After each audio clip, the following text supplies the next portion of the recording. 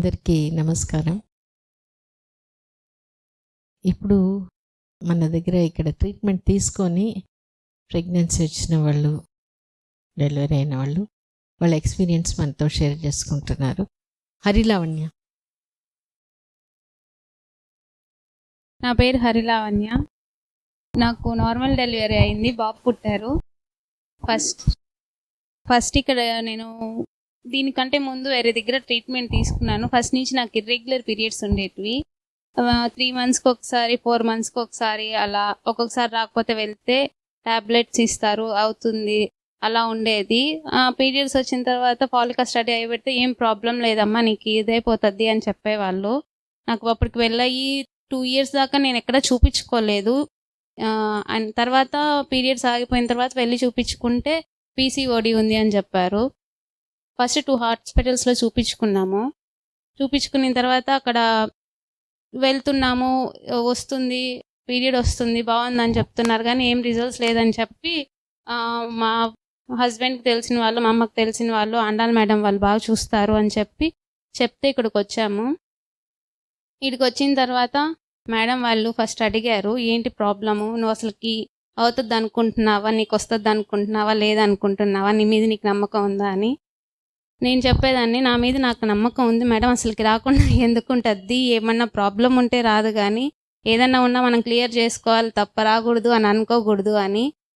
నీకు కాన్ఫిడెన్స్ ఉంది కదా, అయితే అది అట్లానే ఉంచుకో, నీకు అవుతుంది ఖచ్చితంగా, ఫస్ట్ ఒక 6 months ట్రై చేద్దామని చెప్పారు.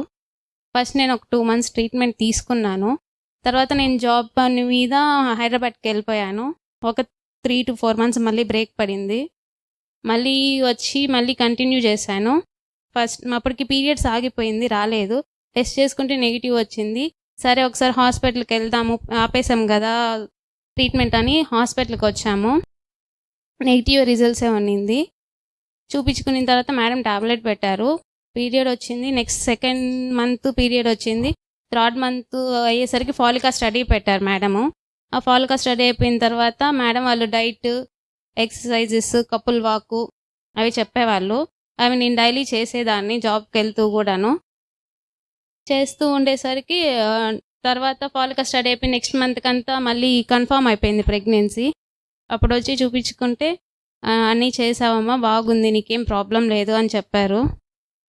దాని తర్వాత కంటిన్యూగా ఇంకా మేడం వాళ్ళ ధైర్యం చెప్పడం, నీకేం భయం లేదు, ఆండాల్ మేడం ఉన్నారు. అమ్మోళ్ళు ఆపరేషన్ అవుతుందా, నార్మల్ డెలివరీ అవుతుందా అని ఫస్ట్ నుంచి భయపడేవాళ్ళు. నా మేడం వచ్చి ఏం పర్వాలేదమ్మా, నార్మల్ డెలివరీ అవుతుంది, మేడం మీద నమ్మకం ఉంచుకుంటే చాలు అని అందరు బాగా సపోర్ట్ చేసి అందరు బాగా మోటివేట్ చేసేవాళ్ళు అనమాట. అలా నా మీద నాకు నమ్మకం పెట్టుకొని, ఎందుకు చేసుకోలేను, అసలు నార్మల్ డెలివరీ అనేది ఏం పెద్ద ఎవరికి కాంది కాదు కదా మనకి కాకపోవడానికి అనే నమ్మకం పెట్టుకొని మేడం చెప్పినవన్నీ ఫాలో అయ్యేదాన్ని. యాక్టివిటీ క్లాసెస్కి కూడా అటెండ్ అయ్యాను, 2 యాక్టివిటీ క్లాసెస్కి. అక్కడ కూడా ఏమైనా డౌట్స్ ఉన్నప్పుడు అడిగి క్లియర్ చేసుకొని, మేడం వాళ్ళు చెప్పిన ఎక్సర్సైజెస్ కానీ, వాళ్ళు చెప్పిన మోటివేషన్ స్పీచెస్ కానీ అన్నీ చేసేదాన్ని టైం ఉన్నప్పుడల్లా. దాని తర్వాత అంతా బాగానే ఉంది, నార్మల్ డెలివరీ అయిపోతుంది, నీకేం భయం లేదు అని చెప్పి మేడం మీద నమ్మకం ఉంచమన్నారు. అలానే నేను మేడం మీదే నమ్మకం ఉంచాను. మేడమే చూసుకుంటారు అంతా, మనకేం ప్రాబ్లం లేదు అని చెప్పి. ఈ రీసెంట్ లాస్ట్ ట్యూస్డేనే బాబు పుట్టాడు. నాకు నార్మల్ డెలివరీయే అయ్యింది. ఎట్లా అనుకున్నావు? ఎందుకంటే ఆ డెలివరీ టైంలో ఎట్లా ఫీల్ అయినావు? ఎప్పుడు పెయిన్స్ వచ్చింది, ఎప్పుడు అయింది? ఫస్ట్ పెయిన్స్ స్టార్ట్ అయింది చిన్నగా, ఒక 1 day ముందు హాస్పిటల్కి వచ్చాము. అడ్మిట్ అవ్వమ్మా, నీకు ఎందుకైనా మంచిది అన్నారు. అడ్మిట్ అయ్యాను. ఆ రోజు నైట్ కొంచెం కాంట్రాక్షన్స్ ఎక్కువ అయ్యాయి. తర్వాత మార్నింగ్ డైలీ వచ్చి ప్రతి 1 hourకి అట్లా చెక్ చేస్తూ ఉండేవాళ్ళు. చెక్ చేసిన తర్వాత కొంచెం ఎక్కువ అయ్యేసరికి మేడం వాళ్ళు పెయిన్ తట్టుకోగలుగుతాను అని నమ్మాను. ఫస్ట్ నుంచి నా బేబీకి కూడా చెప్పుకున్నాను, నార్మల్ డెలివరీ చేసుకోవాలన్నప్పుడల్లా కూడా బేబీ కిక్స్ ఇచ్చేది, బాగా మూమెంట్స్ ఇచ్చేది అనమాట. ఏమన్నా చెప్పుకోవడం కానీ, నేను వర్క్కి వెళ్ళేటప్పుడు కూడా వామిటింగ్స్ అవన్నీ అయ్యేటప్పుడు మాకు వాష్రూమ్ పైన ఉండేది. మేడం వాళ్ళేమో ఫస్ట్ 3 months ఎక్కువ ఎక్కి దిగకూడదు అనేవాళ్ళు. వామిటింగ్స్ అవుతున్నప్పుడు చెప్పుకున్నప్పుడు కానీ, ధైర్యంగా ఉండాలి, నువ్వు ఇలా చేస్తే అమ్మకు కష్టమైపోతుంది, మన ఇద్దరం గట్టిగా ఉంటేనే నువ్వు బయటకు వస్తావు, నేను నిన్ను ఎత్తుకోగలను, ఆడుకోగలను అని చెప్పినప్పుడు విని అప్పుడు కొంచెం తగ్గుతా వచ్చింది 3 మంత్స్‌కంతా. అట్లా ఉండేది. ఎప్పుడు ఏం మాట్లాడినా కూడా బాగా రెస్పాండ్ అయ్యేదనమాట. అలానే నార్మల్ డెలివరీ గురించి కూడా బాగా చెప్పుకున్నాను. అది బాగా టాక్ టు బేబీ బాగా యూజ్ అయింది నాకు. ప్లస్ ఎక్సర్సైజెస్ కానీ, డైట్ కానీ అవన్నీ బాగా యూజ్ అయ్యాయి మేడం. ఇప్పుడు ఎట్లా బేబీ నువ్వు మాట్లాడితే చూస్తా ఉంటుంది గమ్ముగా, ఏమన్నా మాట్లాడుతుంటే గమ్ముగా చూస్తా ఉంటది. అమ్మ వాళ్ళు మాట్లాడినా కూడా నాకు ఫీడింగ్ నాది అది కూడా చెప్పుకున్నాను. వాష్రూమ్కి వెళ్ళినప్పుడు సౌండ్ చేయాలంటే ఏడుస్తుంది. కరెక్ట్గా వాష్రూమ్కి వెళ్ళినప్పుడు, పాస్కి వెళ్ళినా, బాత్రూమ్కి వెళ్ళినా ఏడుస్తుంది. అప్పుడు అర్థం అవుతుంది ఓకే బాత్రూమ్కి వెళ్ళి చెక్ చేసుకుంటాము. దాని తర్వాత మనం ఏమన్నా మాట్లాడినా కూడా ఏడుస్తుంది. అమ్మ ఫీడింగే తీసుకోవాలంటే ఇప్పుడు నా ఫీడింగే ఉంటుంది పాపకి, బాబుకి. బాగా రెస్పాండ్ అవుతుంది కూడా. ఏమన్నా మాట్లాడినా అమ్మ ఇప్పుడు నలుగురు కూర్చొని ఏమన్నా మాట్లాడుకుంటున్నా కూడా గమ్ముగా అయిపోతుంది, చూస్తా ఉంటుంది. అట్లా బాగా మాటలకు రెస్పాండ్ అవుతుంది మేడం. ఫస్ట్ నుంచి స్టాఫ్ అందరితో మూవ్ అయింది కానీ వాళ్ళందరి మీద నమ్మకం, వాళ్ళ మోటివేషన్ చేసిన విధానం కానీ వాళ్ళ మీద నాకు నమ్మకం కుదిరించింది కదా. సో ఆ నమ్మకం వల్లనే ఆ డెలివరీ అనేది అంత ఈజీగా, అందులో టాక్ టు బేబీలో కూడా చెప్పుకున్నాను. చెప్పినప్పుడు ప్రతిసారి రెస్పాండ్ అయ్యేది. ఓకే ఏం పర్వాలేదు, ఏం పెయిన్స్ అయినా కూడా తట్టుకోలేనంత వచ్చినా కూడా ఏం పర్వాలేదు, కొంచెం అడ్జస్ట్ అయిపోతుంది కదా. లాస్ట్ ఒక 10 minutes అమ్మ కూడా చెప్తా ఉండేది, ఏం పెద్ద పెయిన్స్ ఉండవు, నార్మల్ గా అయిపోతుంది అనేది అమ్మ కూడా చెప్తా ఉండేది. అమ్మ చెప్తుంది కదా. గూగుల్ అంతా చాలా పెద్దది చెప్తారు కదా, చేయలేదు. డెలివరీ అంటే సినిమాలు అంతా చూపిస్తారు. అది అడిగారు. అంటే సినిమాలు అంటే ఇంకా యాక్టింగ్ కాబట్టి వాళ్ళు చూపిస్తారు, ప్రతి ఒక్కటి నమ్మేయాలని ఏం లేదు కదా. ఓకే, నువ్వు నమ్మలేదు. అమ్మ కూడా చెప్తా ఉండేది, నా చిన్నగానే అయిపోతుంది, మా అందరికి కూడా అలానే అయింది, మేము కష్టపడలేదు, నీకు అలానే అయిపోతుంది అనేది. ప్రెగ్నెన్సీ టైంలో కూడా మా హస్బెండ్ నాకు బాగా సపోర్ట్ ఉండేది. వర్క్ కానీ మేమిద్దరమే ఉండేవాళ్ళం, హౌస్ వర్క్స్ లో కానీ అన్నిటిలో. Okay okay. సో నొప్పి ఎక్కువ ఉండిందా? ఓర్చుకోలేనంత నొప్పి? లాస్ట్ ఒక 10 minutes అనిపించింది అలా.